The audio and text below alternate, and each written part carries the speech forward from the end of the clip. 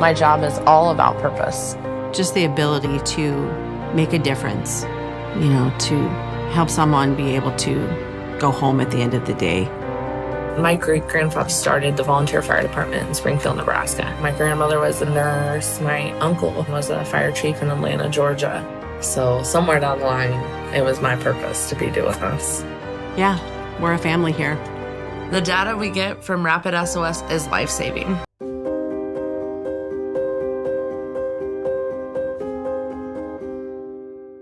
Have you ever met a 911 professional and asked, what's the worst call you've ever taken? Well, here's your answer. I heard your last breath the night you flipped your four-wheeler. I tried to call you the day you committed suicide by driving your car into a tree. Blue face, cold to the touch. I helped you with CPR after you found your infant face down, not breathing. It messed me up. I did everything I could, but it wasn't enough. You were with me from the beginning, Grandma. 27 years later, I took the 911 call when you died. How fitting to be there for me in the beginning, and I was there for you in the end. I miss you, Grandma. I am 911. This is but a glimpse into the world of emergency dispatch. But what is it really like to answer a call during someone's nightmare? What is the impact of the first responder answering the call? Available on Amazon or where you purchase your favorite books and ebooks. Imagine listening. Your worst day is our everyday.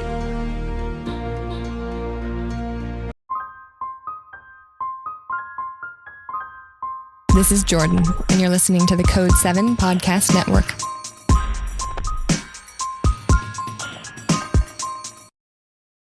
Warning. This episode contains the 3 A's of podcasting: adult content, adult language, and awesomeness. You've been warned. The Blackhawks with the guard, they were sitting there with their engines idling, waiting for the ceiling to lift so they could go.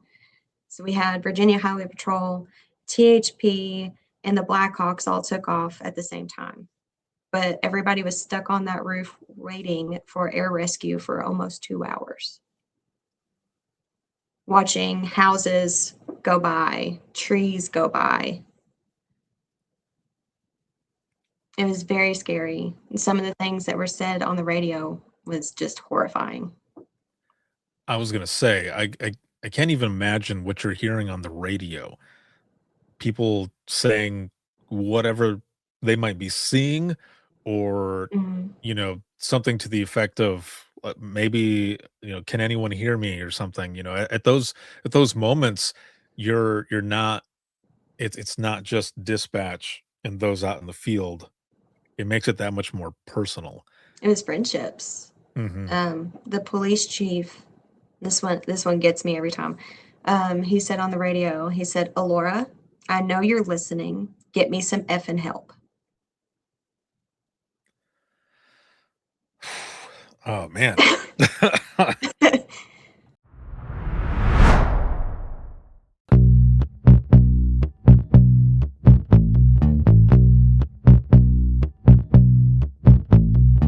Welcome to Within the Trenches, true stories from the 911 dispatchers who live them.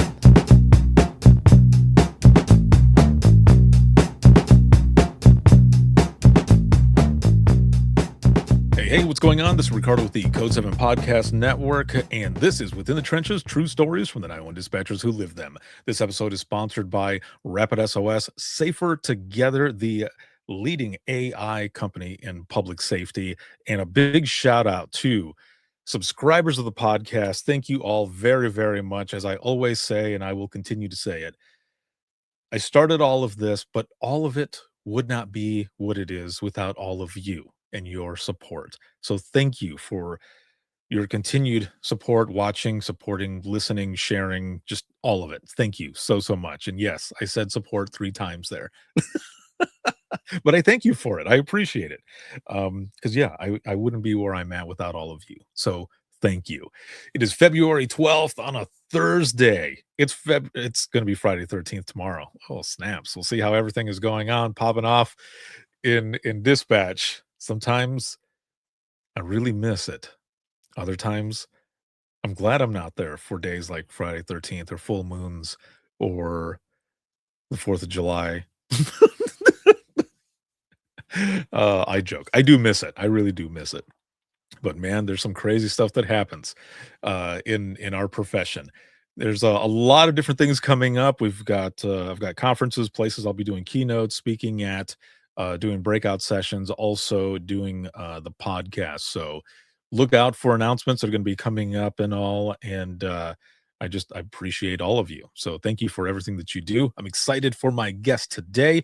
Her name is Alora, and she is the director at Unacoi 911 out of Tennessee. I think I said that right. You did. All right. Yeah. Yay. Well, welcome. And did I pronounce your name right? You did, actually. Okay, good. That was one thing I was going to ask you before I started recording. And okay, good. I'm glad I got it right. Well, again, I am super happy to have you on and chat with you. We're going to be talking about a lot of different things. Your story, Hurricane Helene, Stella, who we heard just now, your Yes. ESA. And so that is going to be a lot of fun. So again, I'm happy to have you here. So let's jump right in and let's go back in time, because you have about 10 years experience Mhm. in 911 and public safety.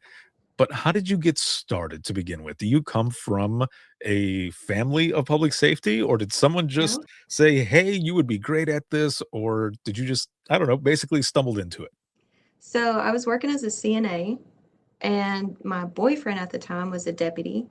And I was looking for something else, and he said, "Hey, why don't you try this?" And I said, "No, that sounds dumb." And he said, "No, please, come on, try it. I think you would be good at it." And I said, "I don't want to sit behind a desk all day. I want to do something else." He finally convinced me to give it a shot, and I absolutely fell head over heels within about, I don't know, 2 days. So What? Dang. Okay, so when you finally decided, all right, fine, I'll go try it out. Did you have a chance to do like a sit along or anything, or did you just go straight into the hiring process?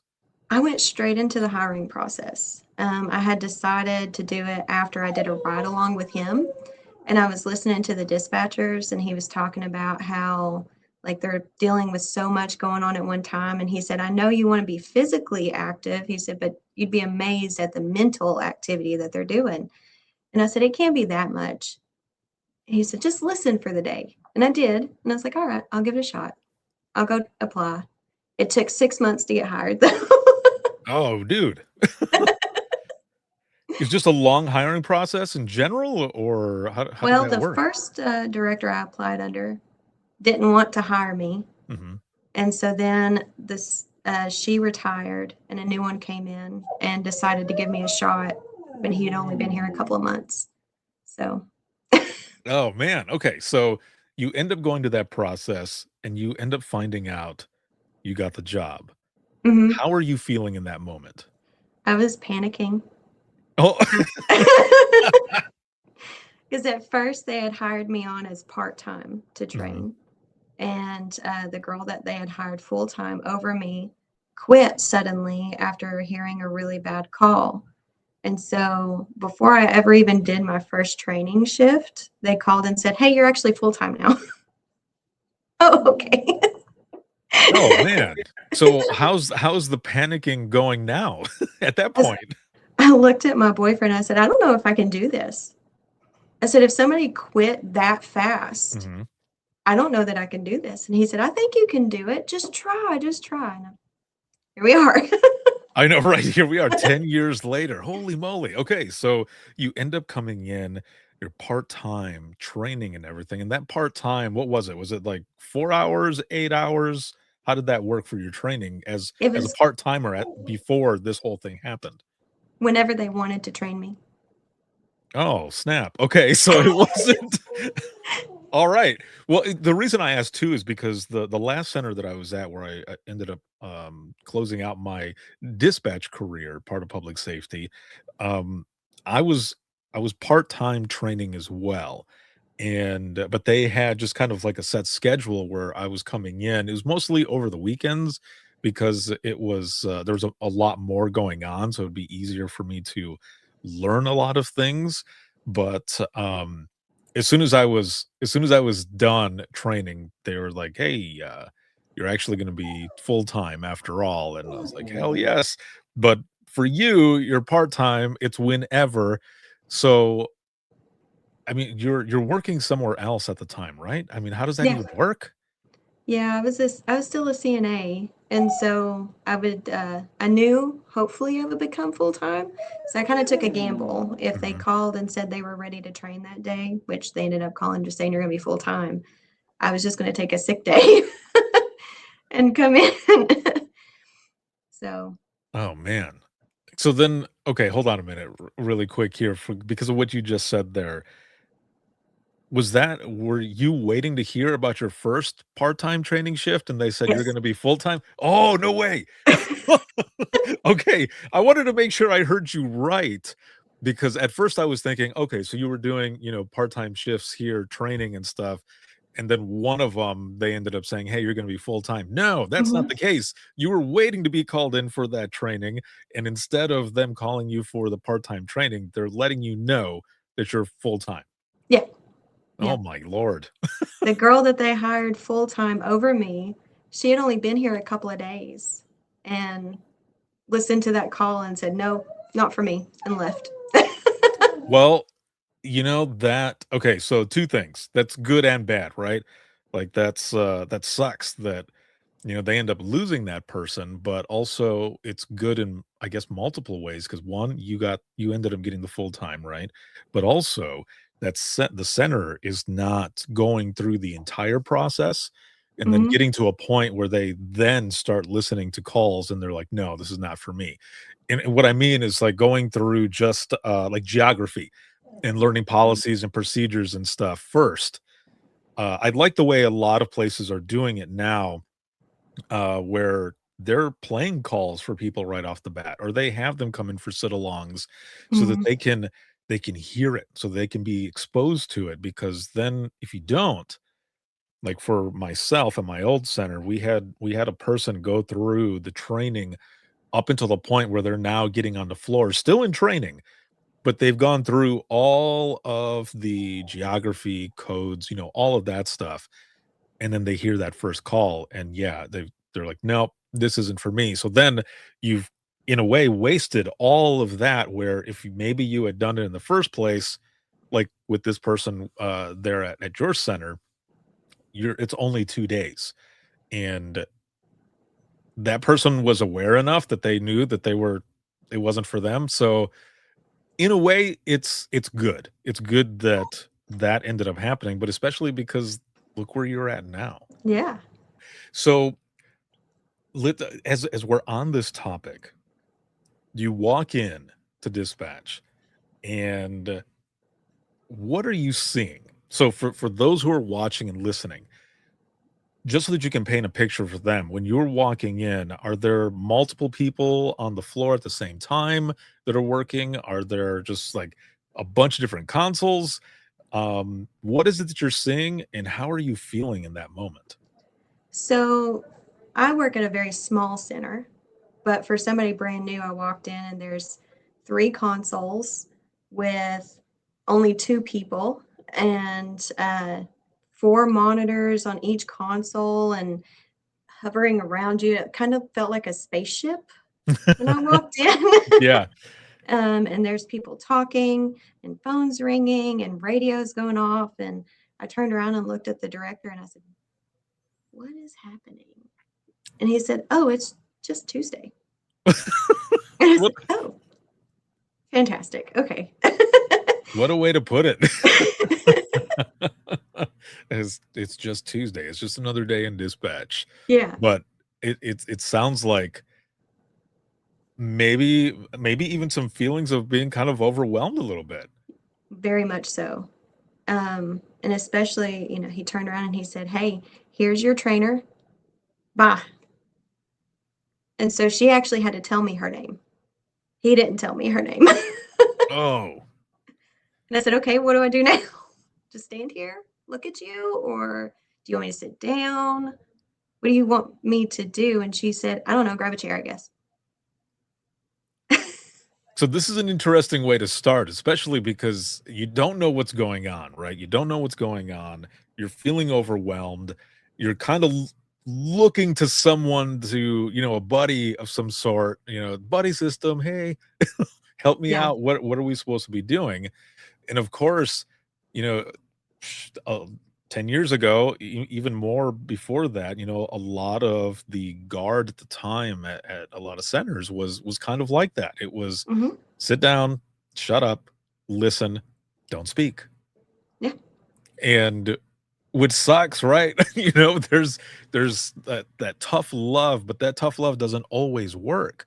Like people need some direction. So you end up getting that chair and you sit down, and I'm assuming they hook you up with one of these, the umbilical Hmm. cord, as we so lovingly call it, and you're already listening to calls.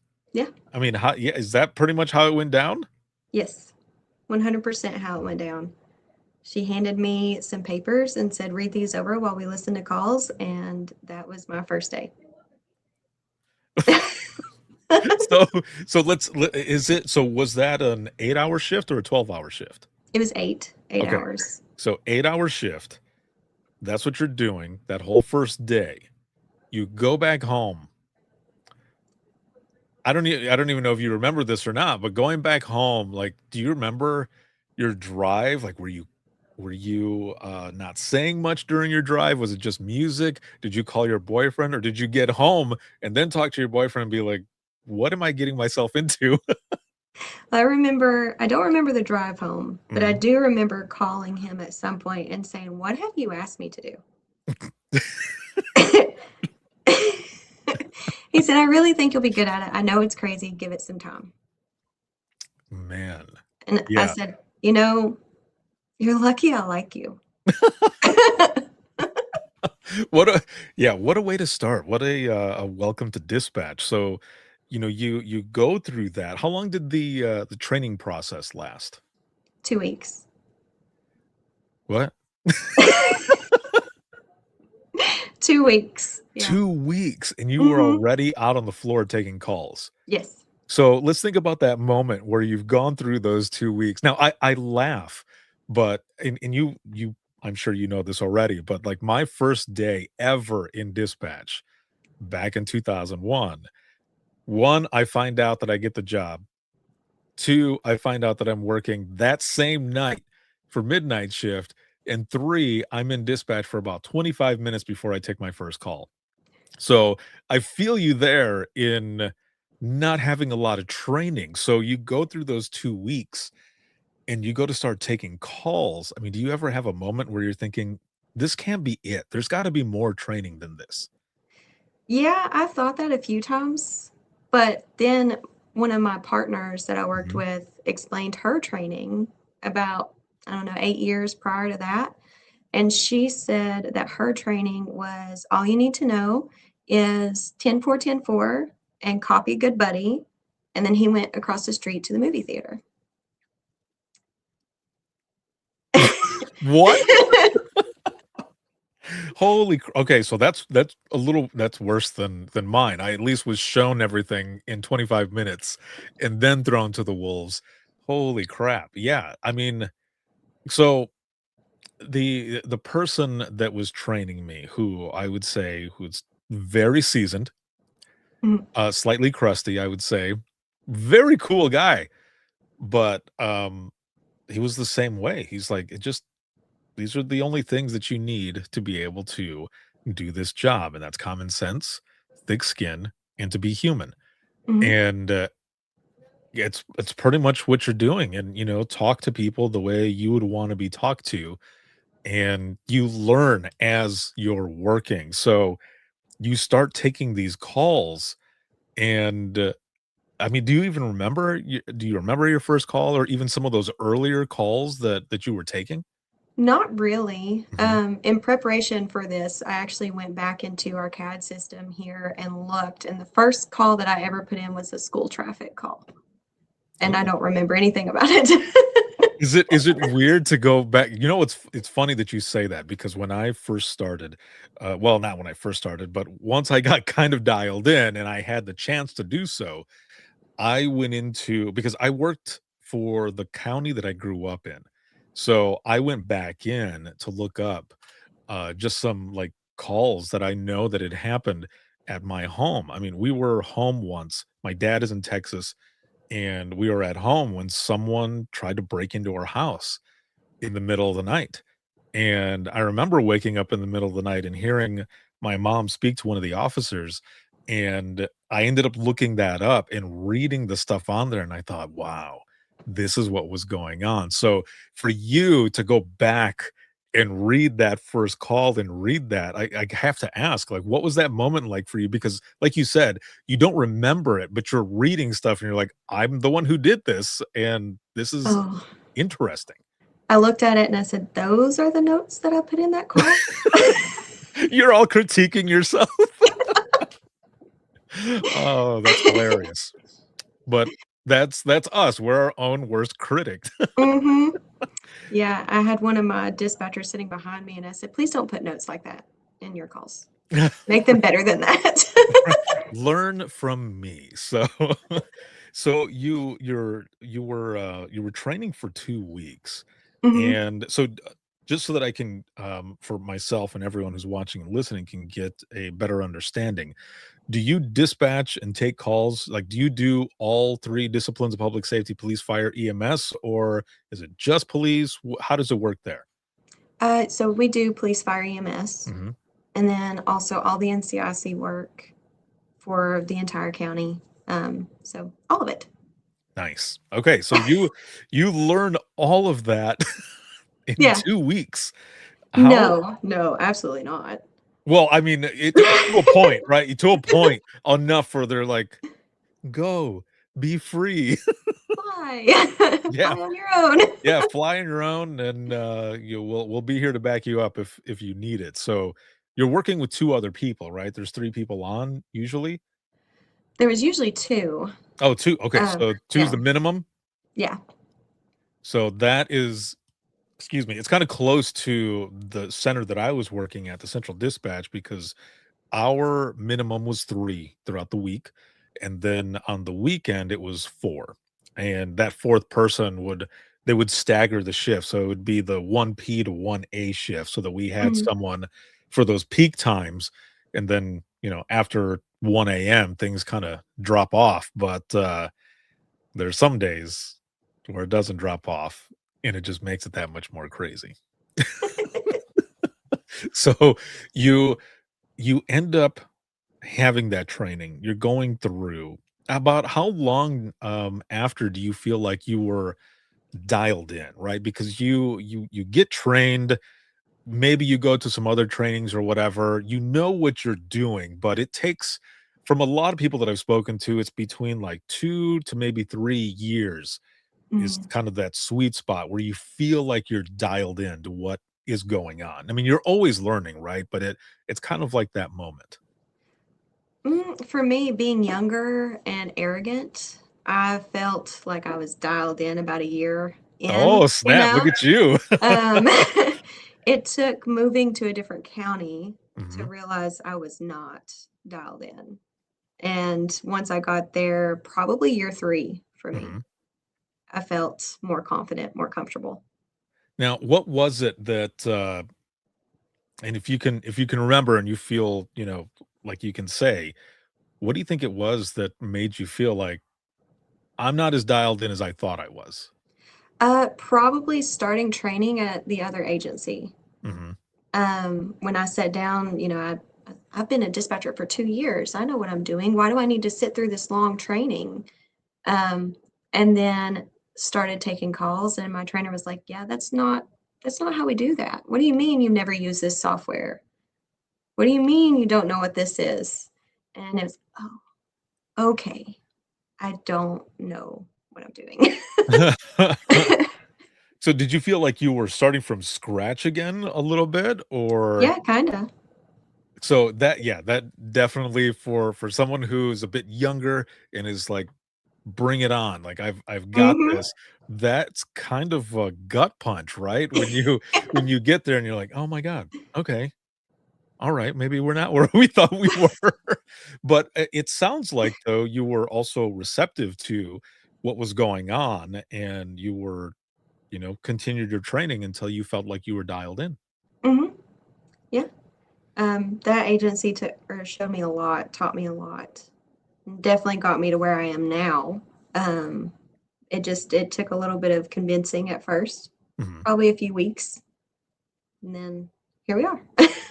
Now, do you remember, because you mentioned how in the first agency, like, you were like, "Let's do this," like, you were ready, you were all about it, and but beyond that, and maybe it was more so for the second agency, where you were at, maybe that was more the moment where it solidified that you were in the right profession for you, because a lot of people that I've spoken to, sometimes people can pinpoint a moment, whether it be something that would that happened within the center or with a phone call or something like that, that really they were able to step back and reflect and think, you know what, I'm in the right spot. Do you feel like there was a moment for you that way as well? I definitely think it was at the second center. Hmm. Um, After a couple of months of training there, they said, "Hey, you're ready to go on a shift." And I said, "No, I don't think so." And they said, "No, you are. You're ready." And so I went out to the shift, and everybody just kind of left me alone. And they said, "No, you're good. You're good." And I took a call, and nobody listened in on my call. Nobody questioned my decisions on that call. And at that moment, I was like, "Hey, wait a minute. This is actually kind of fun. I like this." And that's when it kind of hit. This is where I'm supposed to be, you know?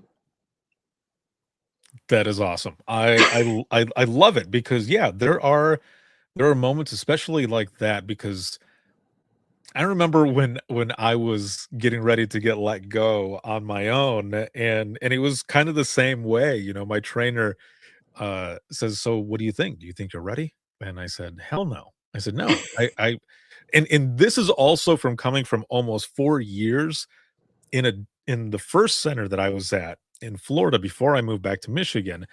And but it was because it was a different dynamic. Like, there, it was just me for 8 hours for a whole shift, Ooh. no one else.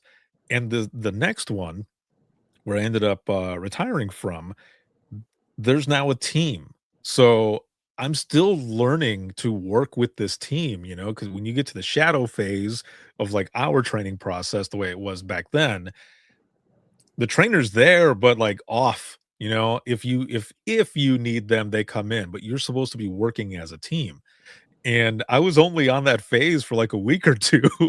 And so when they're like, "You're ready to go. Are you ready to go?" I was like, "No, hell no." And they kind of told me the same thing. They said, "No, we think you are."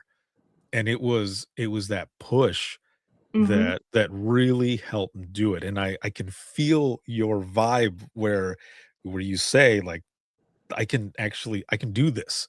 Yeah. He's like, you needed that recognition that they're gonna let you go and do it, and if you need help, then you ask.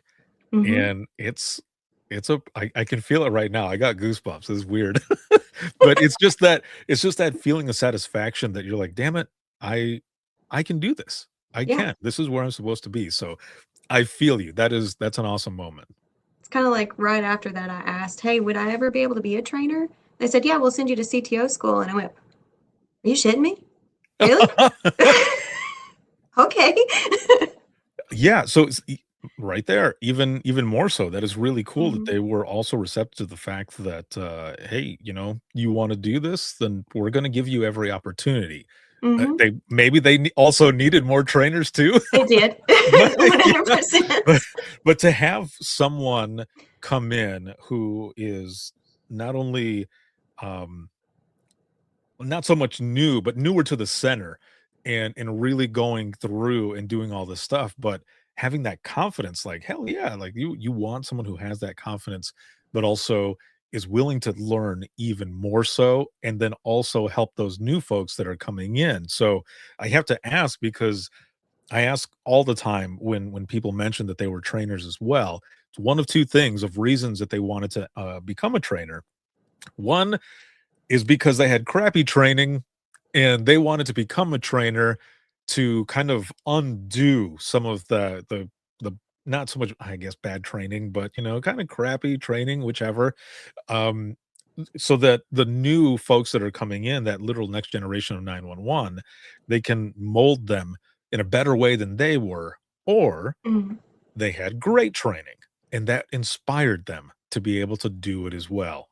So what was your reason? I mean, you like right off the bat were like, could I be a trainer? So there something that happened or things that you saw, or maybe it was just what you experienced that really wanted to push you to do the same thing. I think it was both of those. Hmm. Because at the first center, there was little training. It Yeah. was awful training. And ideas were shot down pretty heavy by management. We pitched ideas for a better training program and they got thrown in the trash. And then the new center, the training was great. My trainer knew so much, was so helpful, just genuine. And so I saw both ends and I wanted to help be on the second side instead of having the first side for everybody. I love that.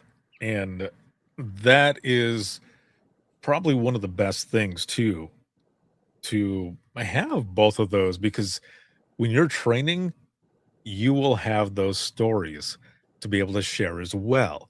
When Hmm. someone is saying, "Ah, this is so much training, this is so much this or that or whatever," and you can say, "Well, actually, let me tell you," and then you tell them, and that person will probably sit there and think, "Okay, I actually have it pretty good." Yeah. Because it's like, would you rather get thrown to the lions right away? And a lot of people will say, no, like, no, this is scary as it is to begin with. And I don't say that for anyone to watch and listen to this and think, oh, this is scary. It is scary. That's the Hmm. reality.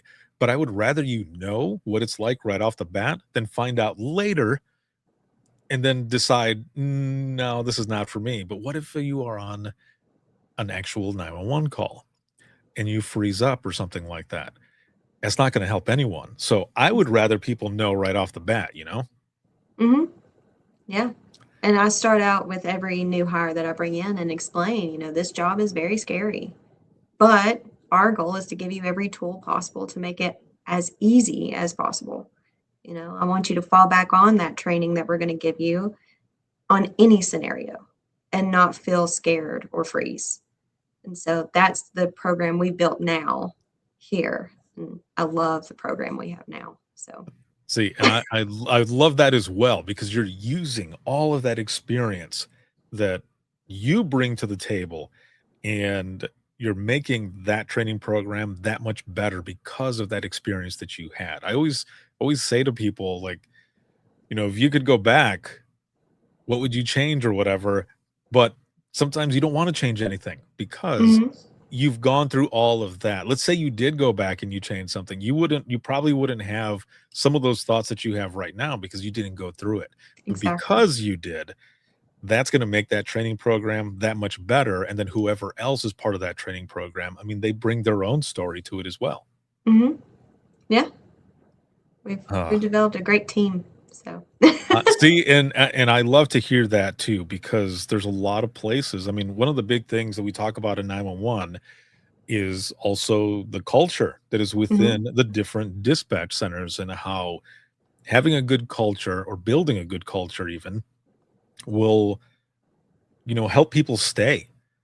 Because a lot of times, a lot of people that I've spoken to, people leave not because they don't like the profession or the job, the things that they're doing.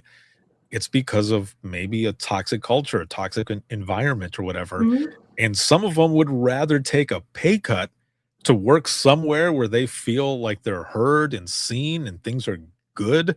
Not all rainbows and everything, right? Not all unicorns and everything, but to a point where there's a solid foundation.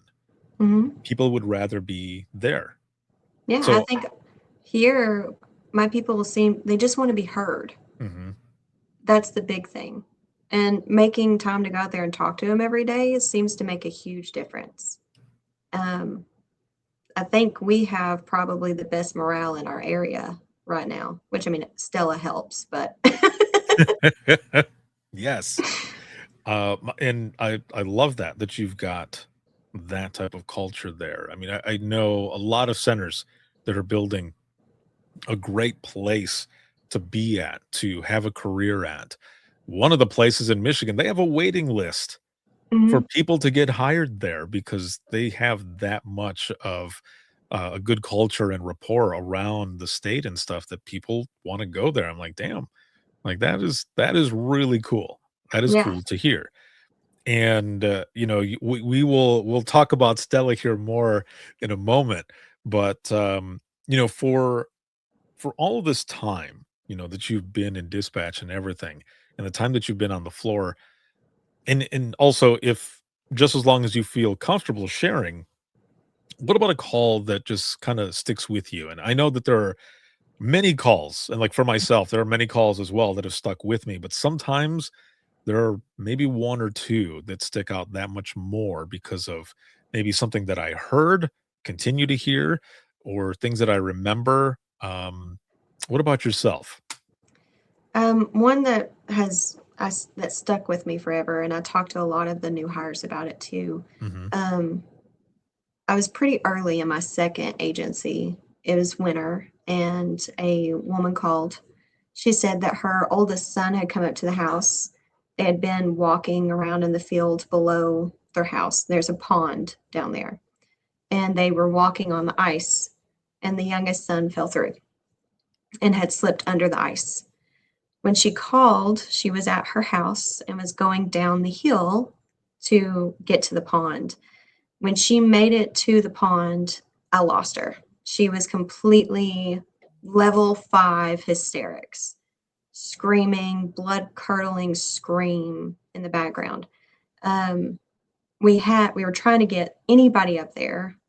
One of my rookie officers got there first and jumped into the pond full duty belt.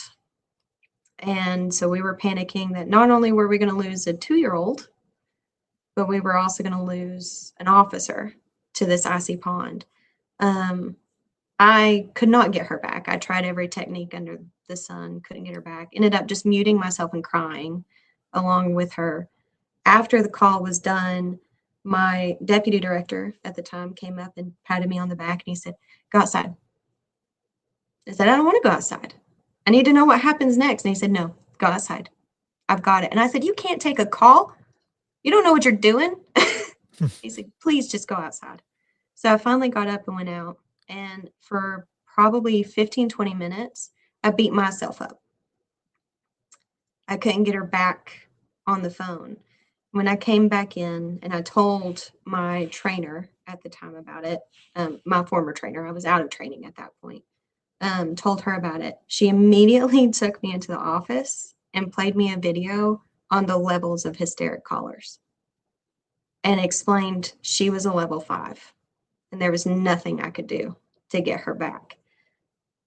I think not only the blood curdling screams, but the support that I had after made it stick pretty hard, you know? Was there a debriefing or anything on that call, No. or did you ever get any closure or anything on that? Just so happens I was friends with one of the medics. And so we got periodic updates at the hospital. The child did live for about 4 hours Mm. after. Um, but he was he had been under for about 30 minutes. It was just the cold temperatures, you know. So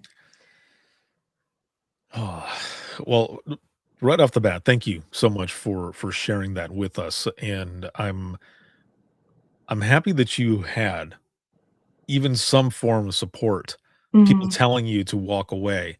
And as soon as you were saying that part about you being like, "No, I'm not going to go," I can see and feel exactly how you feel because I remember calls, nothing specific that comes to mind at the moment, but I remember calls where people had said, "I let me relieve you for a moment." I was like, "No, like I don't this want is to. not your call." Yeah, like I need to finish this call.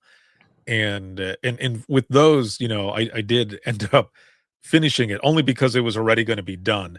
But any longer than that, I probably should have walked away as well. But I'm glad that you had that support with people there because you could have easily been in a spot where there wasn't anyone who came to check up on you. Mhm.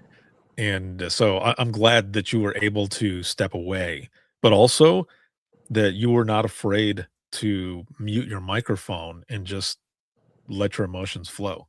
Sometimes you have to. Mhm. And that's something I'm pretty passionate about, is that stigma around crying on the phone. While we don't want our callers to hear it, Right. we are human. So mute yourself, sniffle a little bit, get yourself together and talk again, Mhm. um, support each other and step away. I've heard too many horror stories of dispatchers who don't have that support. Why? Why don't we support our people? Why don't we support each other? It's not that hard. Right. And it's the only way that I feel like we're gonna make it through this. It's the only way that and what I mean by that is not just having a long career, right, in 911, excuse me, but also having people stay at, Yeah. the center or whatever. And that doesn't mean hold them back or anything. Like, if people are ready to go, let them go, Mhm. if they have that awareness that they are done, let them, because sometimes people don't pay attention to that awareness, or that thought process rather, or just even the thought of leaving, and they stay and they stay and they feel stuck, or they end up hurting themselves in the sense of just their mental health and wellness, where they feel like they have to stay and just continue, going through that, and not being able to reach out to anyone or say anything. So I'm glad that there were people there, to be able to talk to you and get through that or anything. But also, just another story that you also have for those new folks, like you Mhm. were saying, to talk to people. Um, I'm I've been sharing stories for years, and I always tell people, when you're ready to share your story and to talk about some of the things you've gone through, if anything, think about the fact that your story could be someone else's inspiration when they feel like they're dying on the inside, Mhm. or they feel as though someone is not there or to listen. There are a ton of us out there who are going through similar things. Yes. Um, so you've gone through all of this. You've had a lot, tough calls, and you were a trainer and everything. Well, you're the director now. Yeah.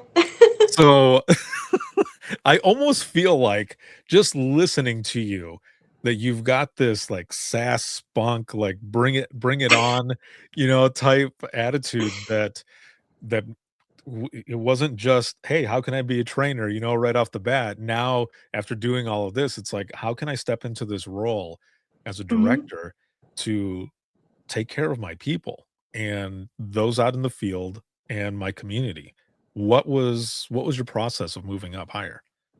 Honestly, so the position at this agency, which was my starter agency, Hmm. um, came open all of a sudden. And I told my husband, who was my boyfriend at the time that I got into this, I told him, I said, I've always wanted to be a director, and I always wanted to be a director there, but they're not going to hire me. They only hire old men. Like that's it. And so he said, just try it and see what the process is like. And I said, okay. And so I did the first interview. They called me and asked me for the second one. And I went, oh no, oh no, I don't think I can do this. And I called my former trainer at the second agency. And she said, I think you got it. You can do it. And I said, okay. So I did the second interview, and then they called. And when he called me and said, I would like to offer you the director's job, I cried. And I said, are you kidding? Is this a joke? I'm 30 years old and I'm a female. There's no other female leaders in this county. And he said, no, I'm serious. I went to the first board meeting and everybody voted unanimously to hire me. And it took probably a year for me to really settle in and be like, I am actually the director. I hit a long-term goal probably 20 years before I planned. So, That's amazing. I mean, yeah. you're making history there in that county.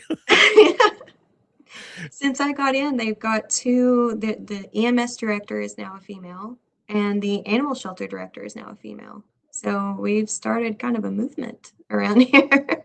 I mean, that is something to be definitely proud of. I hope that you are proud of that. Like that is awesome, man. What I what I have to ask though is your boyfriend who is now husband, it sounds like both times he was like, just try it. Has there Mhm. ever been a moment where he's like, because I told you to try it? Yeah, quite often actually. That's pretty funny. I was gonna say that's like normal dude shit right there. Like, I told you. He's I extremely I knew supportive, it. That's cool. I extremely love that. supportive, but he loves to throw that support in my face. Like, look at what I talked you into doing. That's funny. Well, us as dudes, like we're never right, so we have to take it when we get it. Oh man, but it's awesome that you know, to have that support as well and to push you even further. And you've got this whole perspective that is just refreshing. So that is awesome. Um so I want to kind of shift here now, which I now that we've had this moment to hear your story and everything else. There was something that happened, and this was what, a couple of years ago. Um because I don't think that last year during hurricane season there really wasn't any hurricanes or anything that were going on. I think there were maybe some tropical storms, but nothing compared to what happened the year prior, Mhm. which was Hurricane Helene. Yes. And as long as you feel comfortable talking about this stuff as well, um, how was your area affected by Hurricane Helene? I know there's a lot of different spots. I mean, you mentioned that you're right on the border there of Mhm. North Carolina, and they got hit pretty hard. So for yourself being in that spot as well, how did things play out? Because the reason I'm asking this as well, for those who are watching and listening, this kind of leads to the topic of Stella. So Mhm. if you can kind of take us through, like, what was going on just from the beginning, preparation, seeing things that are going or coming, potentially coming towards your center and all, what is going through your mind through all this? Well, so where we're at is very mountainous, and leading up to it, our newscasters said we would get a couple inches of rain. Nobody expected what we got. And actually, my county was the hardest hit in East Tennessee. If you Google Unacoi County 911 Hurricane Helene, you'll see our hospital. We had to airlift 62 people off the roof of the hospital. Um, we, including our EMA director, our police chief, our EMS director, several other agency leaders. Um, we lost 6 people to Hurricane Helene. There was no prep work really because we weren't expecting it. um, and then it hit, and we did everything we could. After the flood started, we weren't sure that we were going to have our leaders anymore. We didn't know if they were going to make it off the roof of that hospital because nobody could fly. Um, but when we finally got them off of the hospital and everything started to kind of settle down, then we were scrambling trying to figure out where we were going to set up a ICS system because our EMA director had a 10 by 10 office. We didn't have an EOC. And so, as far as dispatch goes, if I'm honest, it's a blur. Um, I came in at 9 o'clock and sat down, and the phones never stopped. I put in 23 hours that first day, um, sitting with dispatch and trying to help them. And my guys are amazing. I put out an all hands and had 9 dispatchers like that. I didn't even have enough consoles for them. So we were sitting them with pads of paper and radios yelling across the room. But a lot of it is a blur, especially that first week. I put in 120 hours that first week. So Jeez. As you're talking, I'm on my other monitor over here. I looked up exactly what you said, and looking at these pictures, it looks like something out of a movie. yeah. It's devastating, everything that I'm looking here. First couple of hours, we kept getting all these calls, and they're like, hey, the river's rising, the river's rising. And we've got the radio traffic coming in saying, hey, we can't get back out of the hospital. The front's covered. What are you talking about? The river is a quarter of a mile away from the hospital. What do you mean? And then we had the TV on, and somebody flipped it over to the news real fast. And there it was on the news. And we looked up and went, oh, that's a mile away from us right now. A mile down the road was the hospital. And so then I'm looking outside like, oh, is it going to get us? Do we need to evacuate? But it didn't make it all the way up to the center, thank goodness. But it was absolute chaos that first day. Jeez. So, okay, so you mentioned everyone, all hands, and a bunch of people showed up, and so do you all end up basically locked in to the center for a few days, or people coming and going, or how is that even working? And the reason I asked too is because in other places, in other states, and other areas that were hit as well, they're like sleeping there at dispatch. They're pretty much locked in. And I think one of the directors out of North Carolina that I spoke to, her husband was a firefighter. She hadn't heard from him, but part of what was going on with them, he ends up, I guess, getting into one of the fire trucks with someone, and they're in the parking lot of a church as everything is going, and they're just like waiting it out until they're finally able to get somewhere. So we only had damage on one half of the county, really. The other half of the county was pretty clear. So my deputy director, her entire road washed away. So she ended up being here for like 3 days. I was here, but one of my first priorities was making sure that my guys did not work more than 12 hours at a time, because that's just not fair to them. Right. In fact, none of my guys got more than the normal amount of overtime throughout the whole storm. I still don't really know how we did that, but we did it somehow. But I worked most of it. She worked a lot of it.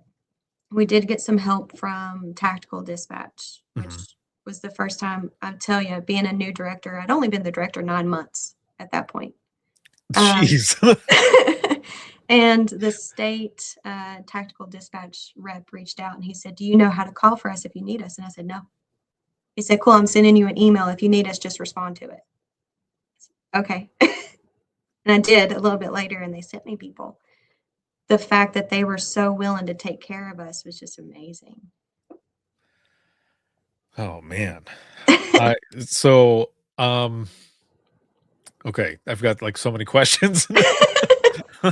So you mentioned the people who ended up getting, rescued and everything off the roof, right? So who even came in for that? Like who do you call for someone like that? Is it just medevac? Is it National Guard? Like, and I don't know if you can say or not, but like, how did you just got to think outside the box sometimes, right? But also, you get somebody out there and these people are rescued. And I say this too because looking at these pictures, it says Tennessee Hospital, 54 people rescued.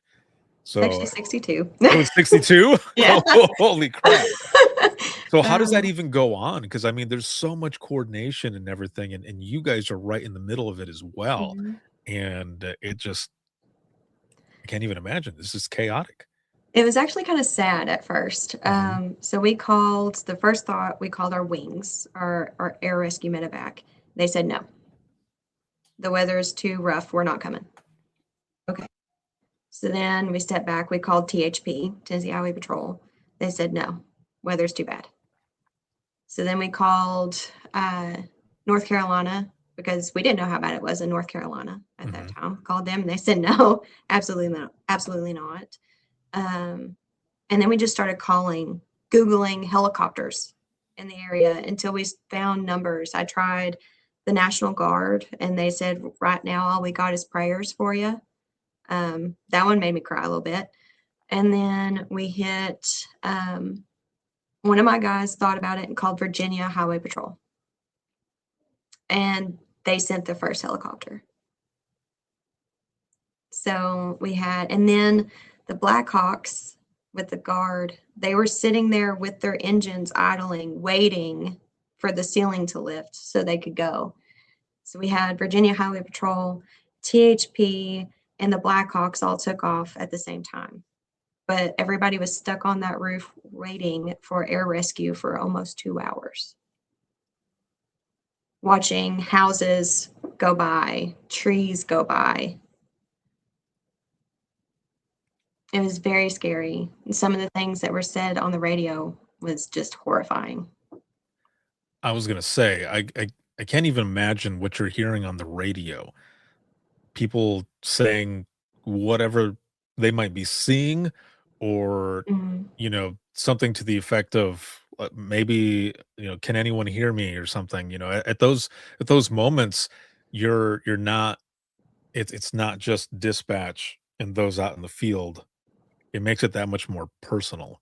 It was friendships. The police chief, this one gets me every time. He said on the radio, he said, "Alora, I know you're listening. Get me some effing help." Hey, what's going on? This is Ricardo, and I don't mean to interrupt the episode. I just needed to jump in here really quick because as Alora's talking about the audio and everything, everyone being on the rooftop and what was going on, I have a 9-minute clip of that audio that she's talking about. This is taken from audio that she put together from a bunch of traffic, and it's also from a class that she teaches on this incident, everything that was going on during Helene.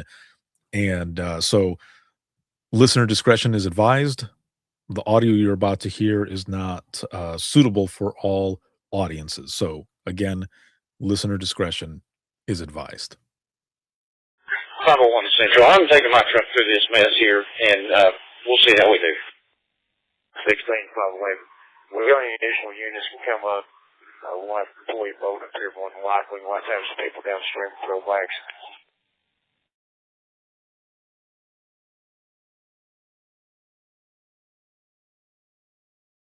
Central. 501. Can we get what wings or somebody? We need help here. I need help now. Just FYI, I've got a lot of assets tied up over here at the hospital. I'm in trouble here, and we may not be able to get back out. So do what you can, find what you can, and we do appreciate it. 10-4. 501 Central. If there's any agency available, I know everybody's stacked up, but we need help. It is coming into the hospital now. We need help now. 501, I believe 1701's on the phone or talking with some people trying to get some extra help out there. And we're getting everything we can. Yes, ma'am, I understand. Just want to make sure everybody knows where we're at. Well, we're going to need you to evacuate the motel, Mountain Inn and Suites. 801 Comm Center. I have one trooper in the vehicle in the water, approximately 2 feet high with water. Also have one male downstream around 40 yards, same water. That's trooper. We're attempting to get trooper out currently. We'll work on male as we get her out. We've got the trooper to dry land here on Spivey. We're going for a gentleman in a truck. 518 501, water is coming into the hospital. We need to make sure everybody's out. I'm doing a walkthrough right now. Copy that. I'll be to you in a minute. We got water in the yard. We have the boats. Can we get people across? Because this is getting bad. See, we're kind of caught right in the middle of it. The interstate is flooded also. But we're trying to get over. I understand, brother. We're fucked. Help me. 510, 501. One go. Got a boat headed your way. You can only take one or two at a time from the Forestry Service. He's en route over to you. We need it, brother. We'll do what we got to do. Who's at the front? Any units I have at the front? 5 lead, 510. Go ahead. What's the hold up on the boat? They're coming. They're piling in them now. I got one powered boat and one dinghy behind it there. 10-4, it's coming quick. ER's already got water inside. We're going to have to move. Get them moving. Get them moving now. Now. Josh, folks. They just had abandoned ship. Wait, what? What happened? These people.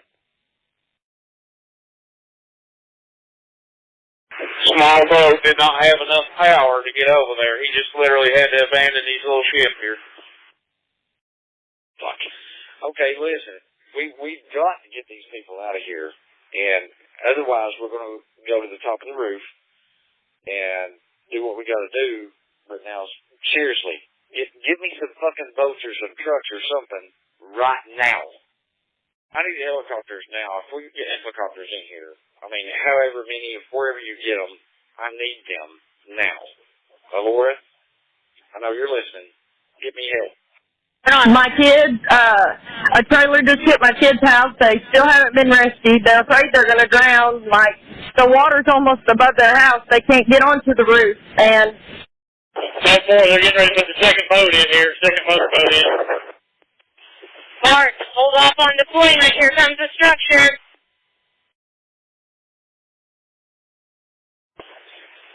We see the horse trailer. Is there something else? A building is coming to you right now.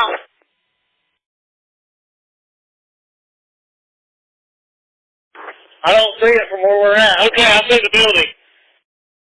Riverview Church just collapsed.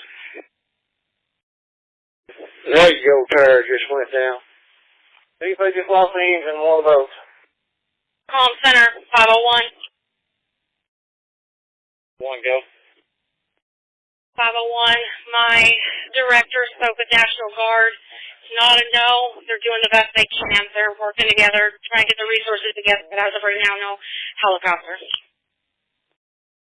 Copy that. Tell them I'm enthusiastic and I appreciate y'all's help. 10-4-501. 613 Comm Center, be advised, we've got multiple power poles breaking and homes coming off their foundations here on Temple Hill and Bowman Road. Copy. 510, 501, just make you aware you got a swell heading your way now. 519, 501, I've got a dump truck from street department. I'm coming back up in front of the fire department to load patients in the back. 10-4-501, we copy you. Per 510, they do have a helicopter en route. Last time we knew about 35, 40 minutes. All right, please tell them hurry. Copy 501. Interstate ramp at the 40's underwater. Copy. Hurry out somewhere, and you've got some coffins coming down the river. There just should be right there about a decade hours behind it now. They're headed down that way. There ain't nothing you can do about it. There goes another one. I'm saying the bridge just gave here at Chestoa. The bridge is completely gone at Chestoa. Copy. All personnel downriver from Chestoa Bridge. The whole bridge is now collapsed. It's coming down the river. Comm Center, copy direct. Chestoa Bridge has broken down.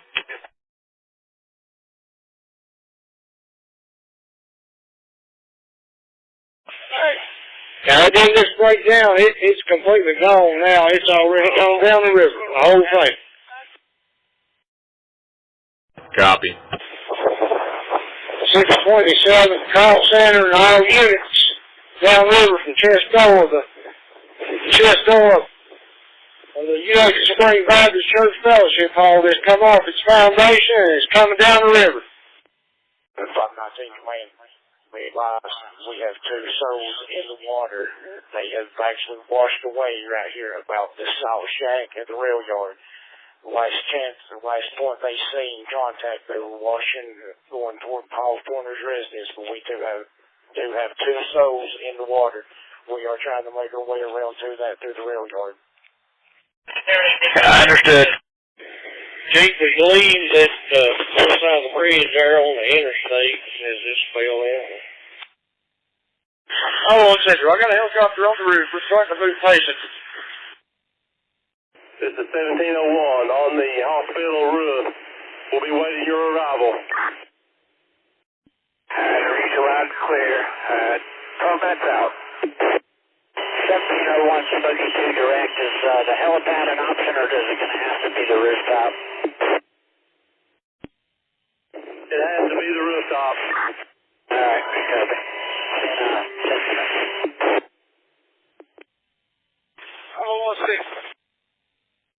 501. 25 out right now. Got 4 more going. 2 more critical patients. We're trying to get us ladders out of the boats. The Black Hawk's taking 10 right now. Virginia State Police taking 4 more and 2 more helo teammates. Copy 501. An officer that was flagged down by somebody who was advising at 4636 Highway 81 in your county that there is 1 male and 1 female stuck in a tree. Do you all know about that? Okay, so we got something going now. We're working on it.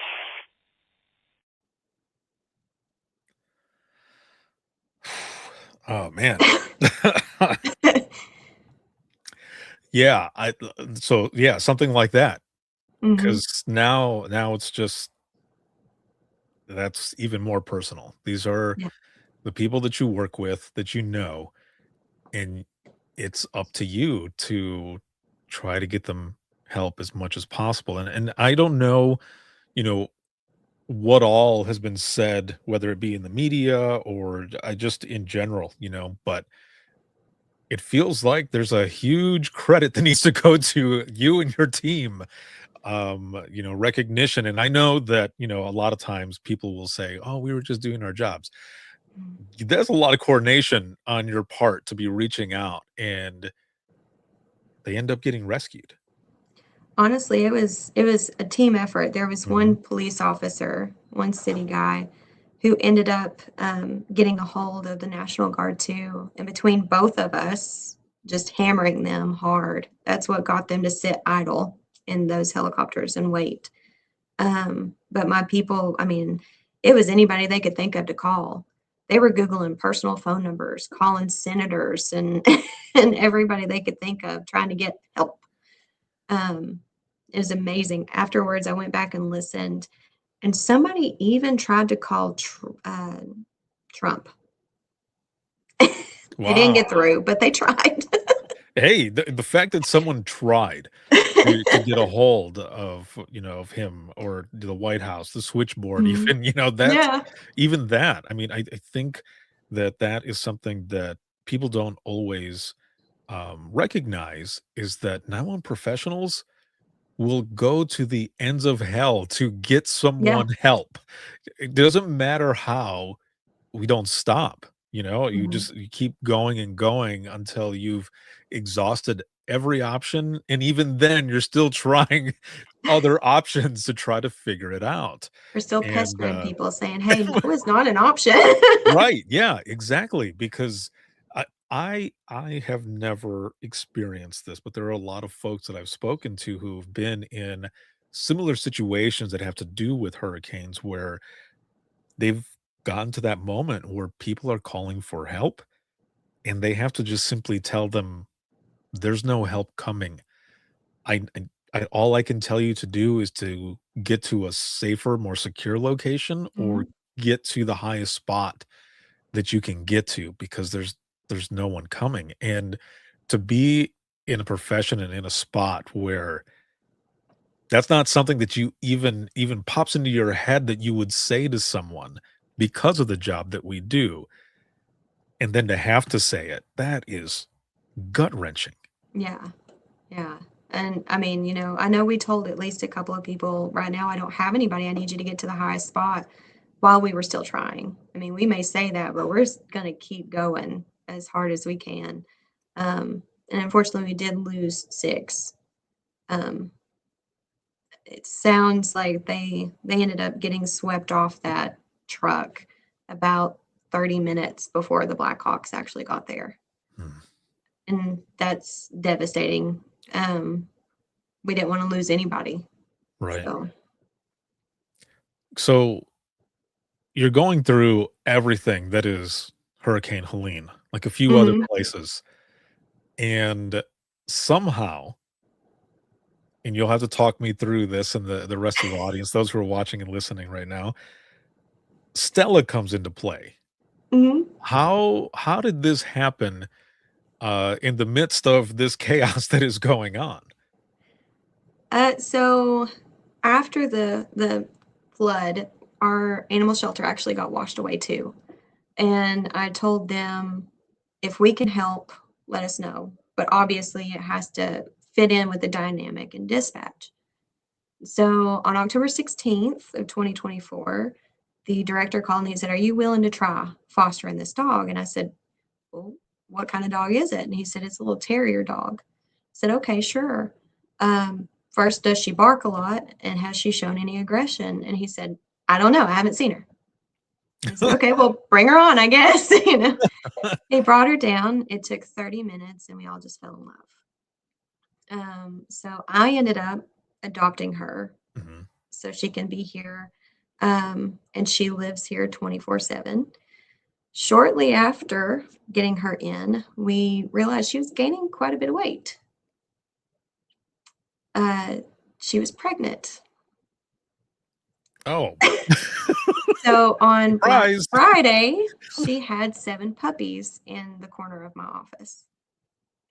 And we raised 7 puppies in dispatch. What? Oh, wow. You know what? So just on Google Images, when I type this, it looks like there's a picture here of maybe you holding on to Stella. Yeah, after the flood, I had posted something on our Facebook page about her, and a couple of the local news agencies, you know, positive, upbeat stories, so they came and did a piece. And then we announced that she was pregnant on Facebook, and there was news agencies fighting for that story. What? No way. After all the devastation here, I guess, you know, just get something positive. And Right. there was arguments over who got to take that story. So Jeez. I mean, hey, I'm all about a good a feel-good story and everything, but like someone's got to throw down the gauntlet. All of you will fight in the parking lot. Whoever wins gets to come in and do the story. But you know, just all of that. That's, you know, there's always a silver lining somewhere, and I love that. You know, Stella ends up coming into this story because of everything that you guys end up going through. And then, you know, there's all this research, you know, about how having emotional support animals there in dispatch and, you know, of course, with in general, with a lot of places as well, that it does help. And I've seen it. I've lived it as well, not when I was in dispatch, but like in visiting different centers and seeing their ESAs and stuff. I'm like, oh, this does help. So how did that help even more so within the center having the puppies? oh man, I would walk out onto the floor and somebody would be sitting at the console. They're taking a 911 call, get off the phone and look at them and say, "Hey, what are you doing?" And they go, "Puppy." And the whole time they're taking the call, they're holding a puppy. I mean, that's gotta be a good feeling. I mean, Yeah. there are national conferences that have a whole section where it's just puppies. In Baltimore for National APCO, I was there recording episodes with people, and they're like, "You've gotta go to their, like, wellness spot because there's a fenced-in area where there's, like, tons of puppies." And I said, I need you to define tons of puppies. Like, is there just like 5 or 6 of them running around, or are there enough that I can lay there or like swim through them like Scrooge McDuck and his coins? And they're like Scrooge McDuck. Like there's a bunch of them there. I didn't get a chance to go Oh, and experience it within the fenced in area, but I did walk by and I saw everybody else, and that was enough to like, oh, like yeah. relieve a little stress there as well. So I love that again, despite all of this craziness that happened and everything, you've got this silver lining, and you've got Mhm. Stella, who was there a moment ago, but food came and needed to get her snack as well. She's a princess, I tell you. She's spoiled. She has the officers trained, dispatches trained. Everybody is just wrapped around her paw. It's ridiculous. One of the officers, every day she works, she has to bring her we call it a meat lollipop. It's like a treat, but it's got like freeze-dried meat on the end of it or something. Mhm. She comes and Stella just puts her nose in her pocket and pulls the treat out. Um, Oh, nice. and then one of the dispatchers brings her scrambled eggs every morning. Like he goes through and orders her own order of scrambled eggs every morning. What? You're right. She's a princess for sure. She also has 5 beds that she can sleep in at any point in time, and she bounces among them all. Dang. Well, look at that. I mean, I kind of wish I had 5 beds too. My 1 bed sucks. Now, I know that you have something coming up, so I wanna go ahead and I've got just 2 last questions for you here as we go into the wrap up of this. With everything that you and your crew went through Hurricane Helene and everything, what were, I guess, some of the after effects in a way? Like, what are some of the things that you learned from this? I learned that we all need to just talk. Mhm. We talk it out. One of the biggest things I noticed talking with people from other agencies that were involved versus us, um, we've sat out there probably 100 times and just told stories to each other, talked through what happened, whereas other agencies maybe didn't. And now we can kind of laugh at some of the crazy things that we heard during Helene. Um, some of the recordings that I've picked up, like my deputy director saying the Army could go un-F themselves when they got their Humvee stuck trying to come and help us. That was on the back end of a recording, you know? Mhm. So we can listen to those kinds of things and laugh about it. But some of the other agencies I've spoken with, their people can't. It's because they're not talking about it. Yeah. So we've kind of opened up more with each other, and now even after Helene, if somebody takes a rough call, we all talk about it, and it seems to be really helpful. So we learned that, and then I think I gained a lot of respect from some of the other leaders around us at that point, um, because they are safe. They didn't think they would be, but they are, and it was because of us. And now we get involved in a lot more stuff. They credit us a lot more in things, and they reach out for our opinion when they used to not. So I think that's kind of what came from Well, well done on it. really changing the minds of a lot of people who sometimes can get stuck in their own ways of thinking and Mhm. unable to think outside the box. And I just love that a lot of this brought you guys together and really seems like it kind of bridged the gap between all of public safety there where you're at. So well done for that. And going into the wrap up with this last question that I have for you. And this is not to change anything. I kind of mentioned this already, but it's not to change anything because we go through all of this that we've experienced to get to where we're at today, right? Mhm. So, out of your 10 years in public safety, if you could go back in time to talk to yourself at the beginning of your dispatch career, what would you tell yourself? Mm. Don't get sucked in to any drama. It all works out just fine. And don't let somebody tell you can't do it. Because you never know what you're able to do. Perfect. Awesome.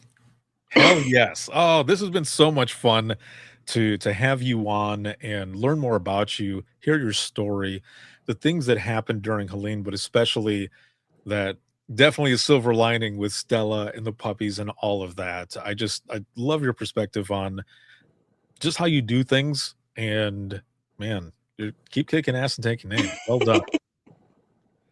Thank you. We will. Sweet. Thank you for being on, and I will be right back here with you in just one moment. Okay. And for those who are watching and listening, if you have any comments, questions, or you ever want to be a guest on the show, you can email me, and that is going to be wttpodcast@gmail.com. But the easiest way to do this is for you to just hit up the link that is, or the website rather, because there's no link that you can click on here, especially if you're listening to just the audio. It is links.co/IM911. And that is links with 2 i's.co/IM911. And you'll find everything there. My email, social media, where to follow, where to hear the latest episode of Within the Trenches podcast, as well as the latest episode of the Imagine Listening podcast. There's also the link on there to be a guest on the show. Whether you are new to dispatch, seasoned, or retired, I would love to share your story. So hit me up. There's also the link for the free community, the Trenches. And I've got over 250 hours worth of continuing education for 911 professionals there. And those are from the Dare to Be Great sessions, the virtual events from 1 through 6. And then I've got hours of rounds from the Dispatchers Roundtable. So make sure to check all of that out. Once again, it is for free. Also, that link will take you to where you can get the Imagine Listening books or dispatch or podcast merch, all there. Links with 2 i's.co/IM911. This episode is sponsored by Rapid SOS, Safer Together, the leading AI public safety company. And shout out to subscribers as always. I wouldn't be able to do any of this if it wasn't for all of you. So thank you very, very much. This can be seen on Facebook, YouTube, as well as X and LinkedIn Live, and then clips, Facebook Reels, Instagram Reels, as well as TikTok. So make sure to check those out. And then you can listen 24/7 on Apple Podcasts, iHeartRadio, Spotify, your favorite podcasting app, and withinthetrenches.net. Have a good one, everyone. And we will see you all in the next one.